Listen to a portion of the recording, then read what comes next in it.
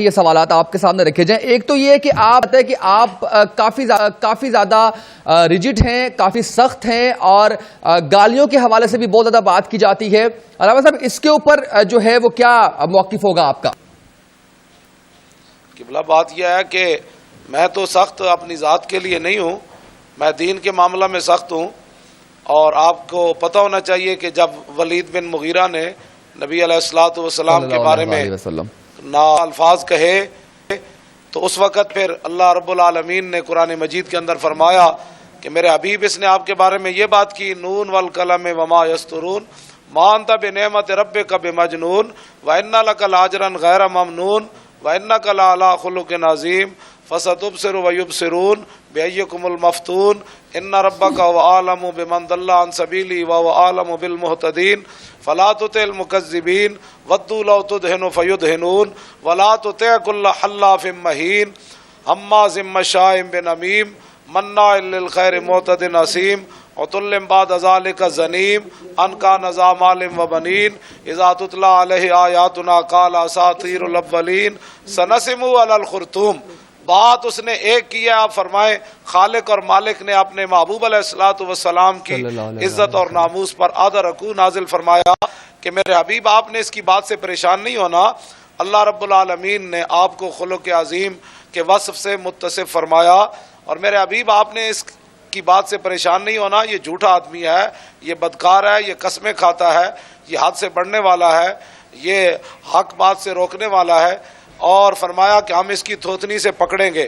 اور پھر فرمایا کہ تلم بعد ذالک زنیم, میرے حبیب آپ نے اس سے پریشان نہیں ہونا, یہ تو اپنے باپ کا بھی نہیں ہے. صحیح. اب بتائیں اس سے بڑی کوئی بات ہے؟ بالکل ٹھیک. کہ جو آدمی حضور کے بارے میں اس نے ایک جملہ کہا, اور اللہ رب العالمین کے بارے میں لوگ کیا بات کریں گے کہ اللہ رب العالمین کو پھر کس انداز سے قرآن میں نازل فرمانا چاہیے تھا. اچھا رضوی صاحب, ایک آخری سوال آپ سے, ہمت کر کے سوال نہیں میں کر رہا, میں تھوڑی سی تنقید کر رہا ہوں. میری تشنگی تھی یہ سوالات آپ سے کرنے کی, وہ ختم ہوئی. آپ کے مقصد کے اوپر تو کوئی دوسری رائے نہیں ہے کہ آپ ایک اچھے مقصد کے لیے نکلے ہوئے ہیں. رضوی صاحب, اگر گالی نہ دی جائے تو زیادہ بہتر نہیں ہوگا, کیونکہ تیری پہندی سری یہ والا فکرہ جو ہے وہ سوشل میڈیا پہ اتنا وائرل ہو چکا ہے آپ کے نام کو لے کر کہ آپ جو ہے وہ بات بے بات گالی دیتے ہیں. اس کے اوپر کوئی میری رہنمائی فرما دیں. نہیں جی, آپ میری ساری تقریریں موجود ہیں جی. اگر کہیں ہوئی بھی ہے بات تو وہ میں نے اپنے باپ کی حفاظت کے لیے بات نہیں کی ہے.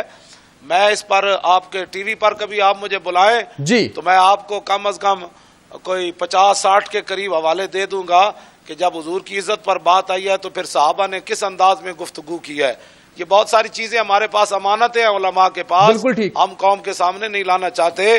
اگر کوئی چاہتا ہے تو ہم انشاءاللہ یہ بات بیٹھ کر بتا دیں گے.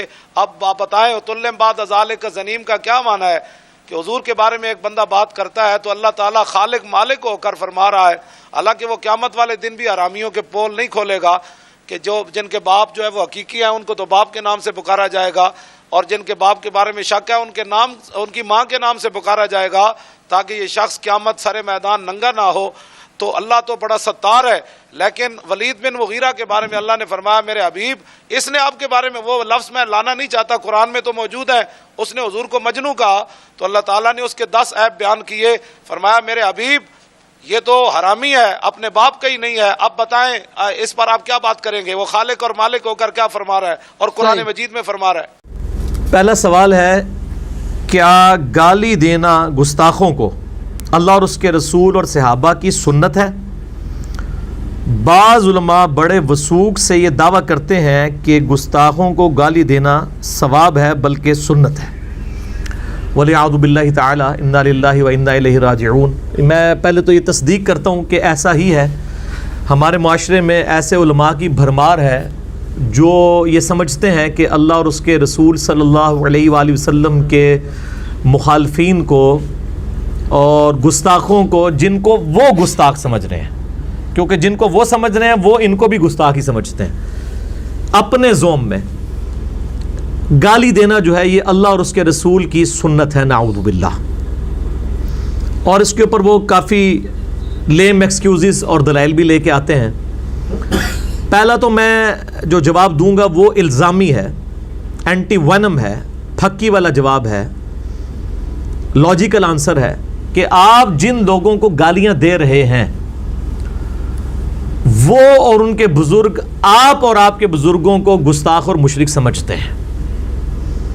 تو پھر جب وہ آپ کو اور آپ کے بزرگوں کو گالیاں دیتے ہیں پھر آپ کو برا نہیں لگنا چاہیے, کیونکہ آپ نے خود ہی ایک ڈاکٹرائن بنائی ہے نا کہ گستاخوں کو گالیاں دی جا سکتی ہیں. پھر آپ کو غصہ کیوں آتا ہے؟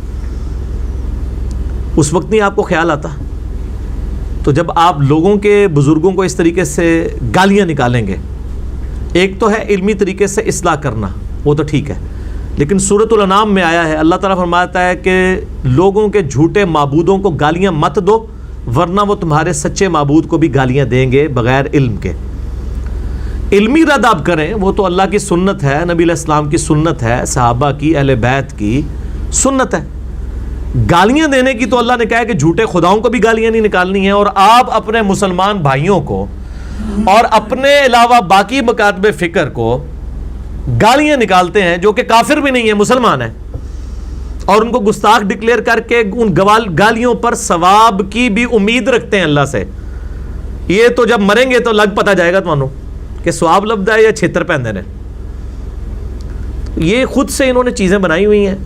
یہ گالی دینا کوئی سنت نہیں اپنے مخالفین کو, نعوذ باللہ من ذالک, بالکل حرام ہے. مسلمان کو گالی دینا حرام ہے. بخاری اور مسلم کی درجنوں حدیثیں اس پر گواہ ہیں, قرآن حکیم کی کئی آیات اس کے اوپر گواہ ہیں. باقی یہ جو انہوں نے دلائل پکڑے ہوئے ہیں وہ بالکل اس طریقے سے نہیں ہے جیسا یہ پیش کرتے ہیں.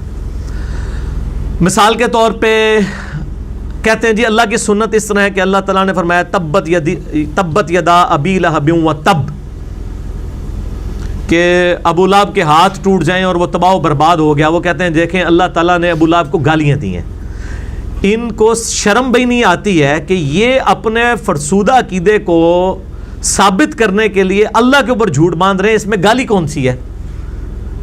یہ تو بددعائیہ کلمات ہیں. بددعا دینا تو نبی علیہ السلام کی سنت ہے, اور یہ جھوٹ مشہور انہوں نے کیا جی نبی نے تو کدے اپنے جڑا دشمنوں بھی بددعا نہیں دیتی. بالکل جھوٹ ہے. بخاری مسلم میں درجنوں حدیثیں آپ صلی اللہ علیہ وسلم نے اپنے دشمنوں پہ قنوت نازلہ پڑھ کے ان پہ لعنت فرمائی اور کہا اللہ ان کو تباہ و برباد کر دے. جھوٹ بولتے ہیں. ہاں یہ بات درست ہے کہ آپ نے اپنی ذات کی خاطر کبھی کسی کو برا نہیں کہا. اللہ کے معاملے میں کوئی لحاظ نہیں کیا. وہ تو اپنے اصحاب کو کہہ دیا. مسلم شریف میں حدیث ہے کہ جو لوگ مسجد میں جماعت سے نماز نہیں پڑھتے, میرا دل کرتا ہے کہ میں اپنی جگہ کسی کو امام کھڑا کروں اگر مجھے بچوں اور عورتوں کا خیال نہ ہو کہ وہ ان پہ جماعت واجب نہیں, وہ گھروں میں پڑھ رہی ہیں, میں تمہارے گھروں کو آگ لگا دوں. کہتے ہیں پازیٹیو باتیں کریں. پازیٹیو بات ہے آپ کی ڈاکٹرائن میں, ہماری ڈاکٹرائن میں بالکل پازیٹیو بات ہے. اللہ کے احکامات کے معاملے میں ایسا ہی ہوگا. بخاری مسلم دونوں میں حدیث ہے, ایک فاطمہ نامی عورت نے چوری کی, اس کی چوری کی شکایت نبی علیہ السلام کو, اس کی سفارش کی گئی کہ اس کو چھوڑ دیا جائے, یہ ذرا اعلیٰ خاندان سے ہے. آپ علیہ السلام ممبر پہ چڑھے اور آپ نے فرمایا حمد و صلات کے بعد کہ تم سے اگلی قومیں اسی لیے برباد ہوئیں کہ ان کے اشرافیہ کے لیے اور قوانین ہوتے تھے اور غریب لوگوں کے لیے اور ہوتے تھے. اللہ کی قسم میری بیٹی فاطمہ بھی چوری کرتی, میں اس کے بھی ہاتھ کٹوا دیتا. ٹھیک ہے, اللہ کے معاملے میں مجھے سفارش کرتے ہو. نبی علیہ السلام سخت ناراض ہوئے. اللہ کے معاملات کے اندر کوئی ایسا مسئلہ نہیں ہے, وہ اسٹرکٹلی اپلائی ہوں گے. ان تمام چیزوں کے باوجود نبی علیہ السلام نے کبھی گالی نہیں دی ہے, نہ اللہ نے کبھی. تو یہ تبت یدا ابی لہب و تب میں تو بددعا ہے, اس میں گالی کون سی ہے جی؟ کسی کو کہا جائے تیرے ہاتھ ٹوٹ جائیں گے, اس کو گالی ہے؟ ان کو اردو نہیں آتی ہے, جھوٹ بولتے ہیں. اچھا, اسی طریقے سے وہ کہتے ہیں خالد ابن ولید کا باپ تھا, ولید ابن مغیرہ, وہ گستاخ رسول تھا. تو قرآن پاک میں سورۃ القلم میں اس کے بارے میں آیا بعد ذالک زنیم. اللہ تعالیٰ نے فرمایا کہ یہ جو ہے اس کی اصل میں خطا ہے. اس کے خیر دو معنی کیے ہیں, علماء میں اختلاف ہے, چونکہ اکثریت اس طرف ہے لہٰذا میں اس بحث میں نہیں پڑھتا کہ اس کا معنی کیا ہے.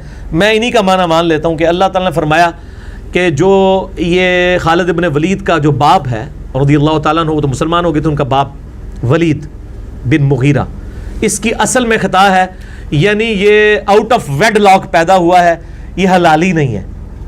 تو اس لیے آپ دیکھتے ہیں نا وہ گالیاں دے رہے ہوتے ہیں, وہ کہتا ہے نہیں گستاخ رسول تے ہوندے ہی رامی ہے. یہ سٹیٹمنٹ ان کی غلط ہے. ان کو کہنا چاہیے کہ گستاخ رسول اگر ساڈے فرقے دا ہوئے گا تو وہ حلالی ہوئے گا, آپ کے فرقے کا ہوگا تو نہیں بھی ہوگا تو حرامی ہوگا. یہ کہیں تو اس کا مطلب ہے ان کو نہ کوئی اللہ سے دلچسپی ہے نہ نبی علیہ السلام سے. اور ضروری نہیں ہے کہ جو گستاخ رسول ہے وہ ضروری حرامی ہوگا, نعوذ باللہ من ذالک. وہ تو اللہ نے وحی کے ذریعے بتا دیا. آج کوئی کسی کے بارے میں کلیم کر سکتا ہے؟ بلکہ جو شخص دوسرے کو حرامی کہہ رہا ہے نا, وہ بھی اپنے بارے میں کلیم نہیں وثوق سے کر سکتا کہ وہ خود بھی حلالی ہے کہ نہیں. یہ تو اللہ اپنے نبی کو غیبی خبر دے سکتا ہے, اور تو کوئی شخص کلیم نہیں کر سکتا کسی کے بارے میں کہ وہ حرامی ہے یا حلالی ہے.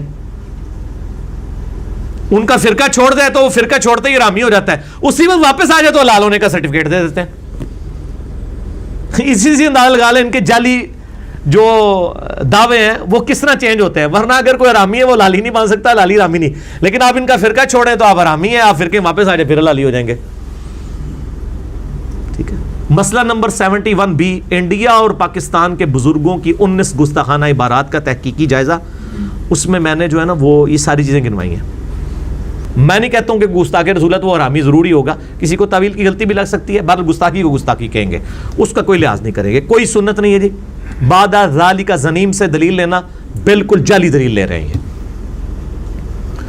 اچھا, اسی طریقے سے وہ کہتے ہیں کہ جی وہ مسند احمد میں حدیث ہے, نبی علیہ السلام نے فرمایا جو اپنے جہلی نسب پہ فخر کرے اس کو کہو کہ اپنے باپ کی شرمگاہ کاٹ کے اپنے منہ میں رکھ لے. تو دیکھو نبی علیہ السلام کی سنت ہے کہ جو متکبرین ہیں ان کو گالی دی جائے. ظاہر ہے یہ تو بہت بڑی گالی ہے کہ کسی کو کہا جائے کہ اپنے باپ کی شرمگاہ کاٹ کے اس کا عضو تناسل کاٹ کے اپنے منہ میں رکھ لے, لیکن یہ حدیث ہی جعلی ہے. یہ مسند احمد کی حدیث جو ہے اس میں حسن بصری مدلس ہیں اور ان سے روایت کر رہے ہیں اور سما کی تصریح نہیں ہے. میں تو اکثر لیکچرز میں یہ کوٹ کرتا ہوں, بلکہ ویڈیو میں دکھا چکا ہوں کہ یہ روایتی بالکل کمزور ہے. نبی علیہ السلام کے اوپر جھوٹ باندھا گیا. بخاری اور مسلم کی حدیث ہے, ابو سعید خدری کہتے ہیں کہ نبی علیہ السلام میں کنواری لڑکیوں سے زیادہ شرم و حیا تھی. جس میں کنواری لڑکیوں سے زیادہ شرم و حیا وہ اس طرح کی لینگویج استعمال ہی نہیں کر سکتا. پھر قرآن حکیم میں وَإِنَّكَ لَعَلَىٰ خُلُقٍ عَظِيمٍ, آپ اخلاق کے بلند ترین درجے پر ہیں. اس طرح کی ولگر گفتگو تو آپ صلی اللہ علیہ وآلہ وسلم کر ہی نہیں سکتے. اسی طریقے سے یہ کہتے ہیں کہ جی وہ صحیح بخاری میں حدیث ہے صلح حدیبیہ کے موقع پر, اور میں نے بھی لیکچر میں کئی دفعہ کوٹ کی ہے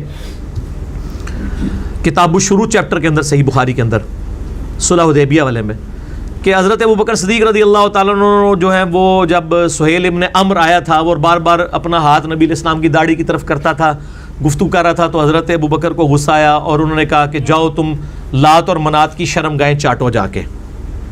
تو وہ کہتے ہیں دیکھو حضرت ابوبکر نے جو ہے وہ گستاخ رسول کو گالی دی اور اس کو کہا کہ اپنے بزرگوں کی شرمگاہیں جو ہے وہ اپنے بتوں کی جا کے چاٹو. ہم یہ کہتے ہیں کہ اس طرح کی گستاخیاں جب ہم آپ کے بزرگوں سے ثابت کر دیں گے تو کیا آپ ہمیں اجازت دیں گے کہ ہم آپ کو کہیں کہ اب آپ جا کے چاٹیں ان کی شرمگاہیں؟ پہلے تو یہ الزامی جواب ہے, کہیں گے نہیں ہم تو ان کو گستاخ ماننے کے لیے تیار نہیں ہے. تو آپ جن کو باقیوں کو گستاخ کہہ رہے ہیں وہ آپ کے پاس اتھارٹی ہے. انڈیا پاکستان بنگلہ دیش کا تو ماحول یہ ہے کہ یہاں پہ کروڑوں لوگوں کا یہ عقیدہ ہے کہ اگر آپ ان کے سامنے کہہ دیں کہ نبی علیہ السلام انسان تھے ایز اے اسپیشیز, مرتبے کی بات نہیں ہو رہی, اسپیشیز کی, نو کی, تو کہتے ہیں آپ گستاخ رسول ہیں. اس جہل قوم کے اندر آپ لوگوں کو کہیں گے کہ گستاخ رسول کو قتل کر دو اور ہاتھ میں کلاشنکوف اٹھا کے تو اڑا دو, جس میں ہر بندہ اپنی ڈاکٹرائن میں دوسرے کو گستاخ رسول سمجھتا ہے. یہ رسک لیا جا سکتا ہے؟ Not at all. یہ عام آدمی کا کام ہی نہیں ہے, اور معذرت کے ساتھ علماء کا بھی کام نہیں ہے, کیونکہ علماء اپنے فرقے والوں کو کہیں گے. آپ دیکھ لیں وہ معاملہ ہوا جنید جمشید صاحب کا بھی اور ڈاکٹر عامر لیاقت صاحب کا بھی. ایک فرقے کے پارٹی نے کہا اس کی توبہ سچی ہے, دوسرے نے کہا دوزیدی فراڈ ہے, اودی سچی ہے. تو یہ توبہ بھی نہیں ماننے کے لیے تیار ہوتے ہیں, ان کے اپنے معاملات ہیں. تو وہ کہتے ہیں کہ حضرت ابوبکر صدیق نے کہا تھا جاؤ اپنی شرمگاہیں جا کے چاٹو بتوں کی, تو یہ گالی ہوئی. یہ گالی نہیں تھی, اس لیے کہ وہ اپنے بتوں کی شرمگاہیں چاٹتے تھے. جیسے اگر ایک قبر کے پجاری انڈیا پاکستان کے کسی بندے کو میں کہوں کہ جا فلاں دربار کی مٹی کھا جڑا تیرا کام ہے, تو کھاتے ہیں. یہ گالی کہاں سے ہوئی؟ اور پنجاب میں تو آپ کو پتا ہے کہ ایک مزار بھی ہے, ہائے آسپے ہو سارے جی, وہاں پہ جناب پوری آپ سمجھیں کہ نا وہ رسیاں لٹکائی ہوئی ہیں اور اس کے اوپر جو ہے وہ نعوذ باللہ انہوں نے جو ہے وہ شرمگاہیں بنا کے لٹکائی ہوئی ہیں ہزاروں کی تعداد کے اندر.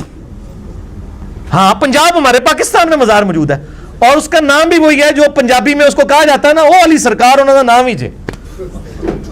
ہاں تو اب جو اس پہ جا رہے ہیں اور جا کے چڑھاوے چڑھا رہے ہیں, شرمگاہوں کے چڑھاوے چڑھاتے ہیں اتنی بڑی بڑی بنا کے نا وہ, اور وہ ان کو چاٹتے بھی ہیں, سارا کچھ چاہتے ہیں. اب اس کے ماننے والے کو ہم کہیں کہ جاؤ یار تسی وہی سرکار تے جا کے چٹو, تو یہ کون سی گالی ہوگی مجھے بتائیں؟ یہ گالی ہے؟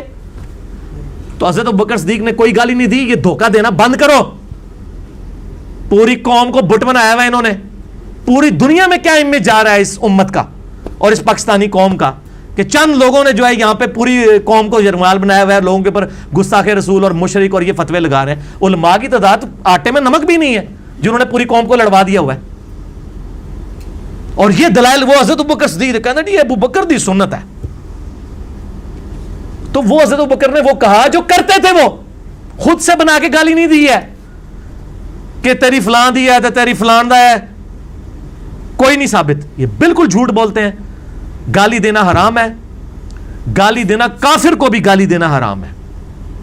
اسلام میں کوئی اس کی گنجائش نہیں ہے کہ آپ کسی کو گالیاں دینا شروع کر دیں. اور اس کے ثبوت میں نے بتایا سورۃ الانعام میں اللہ تعالیٰ نے فرمایا لوگوں کے جھوٹے معبودوں کو گالی مت دو ورنہ تمہارے سچے کو بھی وہ دیں گے. گالی نہیں دے سکتے. ہاں علمی طریقے سے غلطیاں ہائی لائٹ کر سکتے ہیں, وہ تو پورے قرآن نے کی ہوئی ہیں. حضرت عیسیٰ علیہ السلام کے نام پہ جو فرقہ کھڑا تھا, عیسیٰ علیہ السلام کو کوئی گالیاں نہیں اللہ نے دی ہیں, نعوذ باللہ. لات منات کو بھی کئی گالیاں دی قرآن کے اندر. ان کی عقیدوں کی غلطیاں ہائی لائٹ کی ہیں. ٹھیک ہو گیا جی. لہٰذا یہ جب کہیں نا یہ جی گستاخ رسول حرامی ہے اور یہ ہے وہ, ان کو کہیں گے آپ کے پاس وہی نازل ہوتی ہے کہ کسی کے حلالی اور حرامی ہونے کا فیصلہ کریں گے آپ. ٹھیک ہے.